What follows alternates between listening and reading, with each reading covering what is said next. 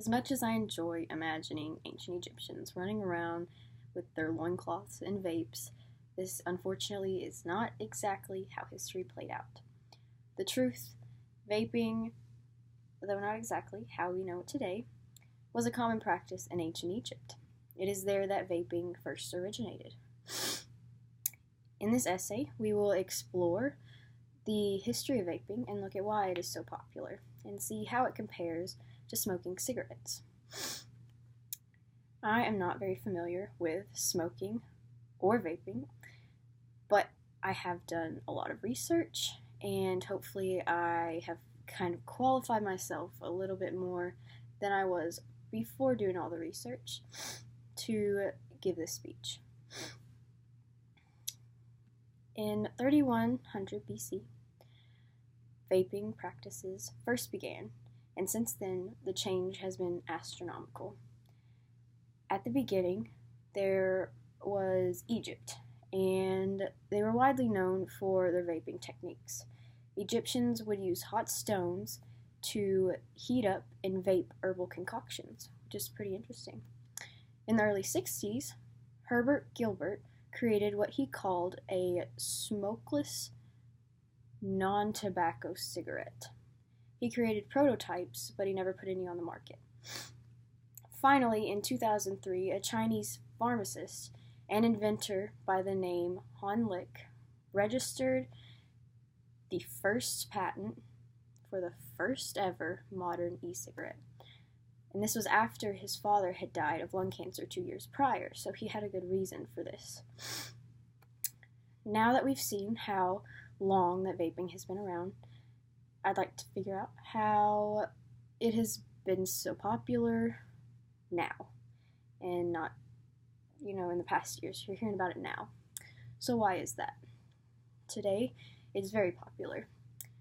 There are currently 7,700 flavor variations of vape juice available, and some now are infused with vitamins, which I had no idea about, and I found an article about it. It's on Vice, and it's pretty interesting. There are 460 brands of e-cigarettes, all of which can be made, and they're completely customizable.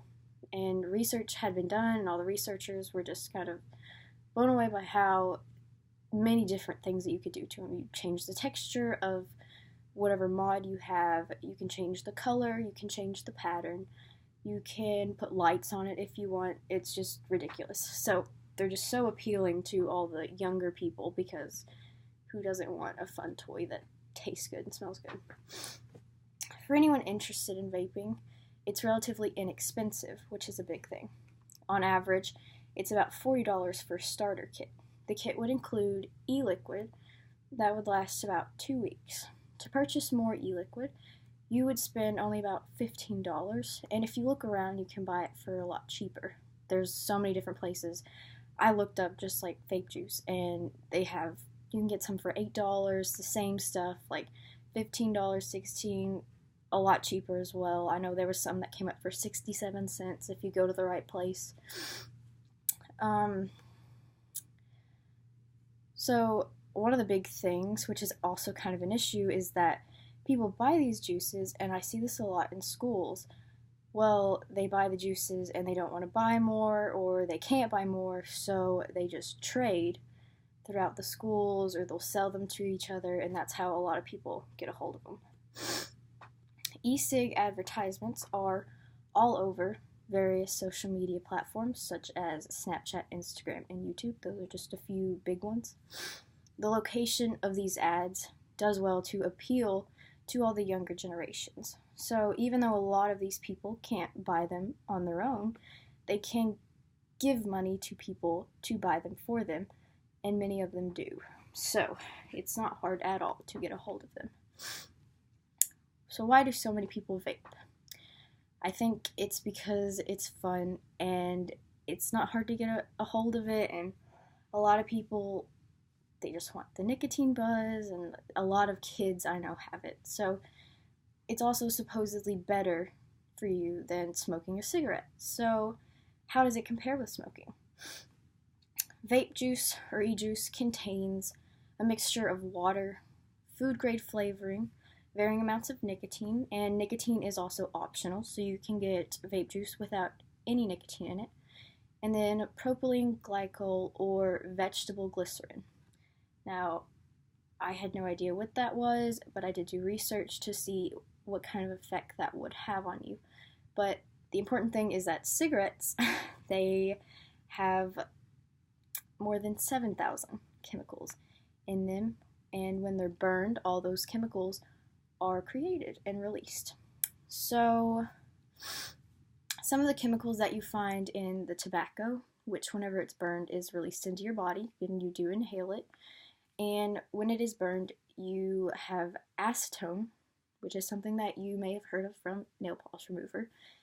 And then there's arsenic, found in rat poisoning, ammonia, it's a common household cleaner, and methanol, a main component in rocket fuel. Those are just some of the biggies. There's tons of other ones, obviously, if there's 7,000. So, we know everything in cigarettes is bad for our bodies. There's nothing good that comes from them.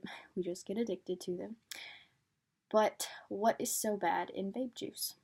Research actually hasn't been able to conclude any lasting effects that the vape juice has that could be consequential. I think it's because it hasn't really been on the market long enough for much research to be done or any actual studies to be able to show a lasting effect. But nicotine, that's a big thing that the vaping and the cigarette smoking both have in common. So even if you don't have all the other stuff in the vape juice, nicotine is still a big one. So nicotine has been known to be extremely addictive. It is as addictive as heroin or cocaine, and also alcohol. Studies have shown this. I don't think that it would be entirely as addictive as heroin, but it would make sense to be up there with it. Nicotine has been found to negatively impact brain development. A fetus introduced to nicotine may result in low birth weights, preterm delivery, and even stillborn. Because our brains are not fully developed until our late 20s, nicotine use before then has been associated with permanent cognitive and behavioral impairments. These include memory, attention, and learning impairments. In high enough doses, it is a poison. Children have been harmed and have even died from drinking e-juice if they get a hold of it. And obviously, if it's in all the flavors and it smells good, kids are going to pick it up and they're probably going to try to drink it. So it's not really good to have just lying around the house if you have kids running around. One other thing about nicotine is that the withdrawals. If you have been a smoker and you've tried to quit, if you have vaped or anything like that, or did dip or used any tobacco product or have any experience with nicotine, you know that withdrawals are something that do happen if you try to quit. The withdrawals include irritability, cravings, depression, anxiety, cognitive and attention deficits, sleep disturbances, and increased appetite. One big thing about the smoking versus vaping is pricing. So we did talk about how inexpensive it is to vape, and that is in comparison to smoking. So if you're going to smoke cigarettes, it's not too far out to say maybe a pack a day. Well, a pack is $5 to $10 now. It's ridiculously high. So if you're doing a pack a day for a week, that's $50 a week. And that's just your work week. That doesn't count weekends. I know my grandmother used to say that she would always smoke more whenever she was playing cards. And that's your recreational time. So that's whatever you're doing for fun. So then you do tend to smoke more if you're just sitting around with a group of people. So that's maybe even 2 packs a day. I know it's not unheard of for that to happen. So that's even more money. Well, that comes out to $9,200 a year, just about.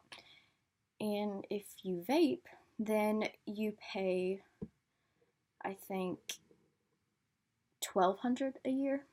It's ridiculous, the difference. So you're paying $15 for a bottle of vape juice that's supposed to last you 2 to 3 weeks, as opposed to paying $50 every week, and it saves you a ton of money.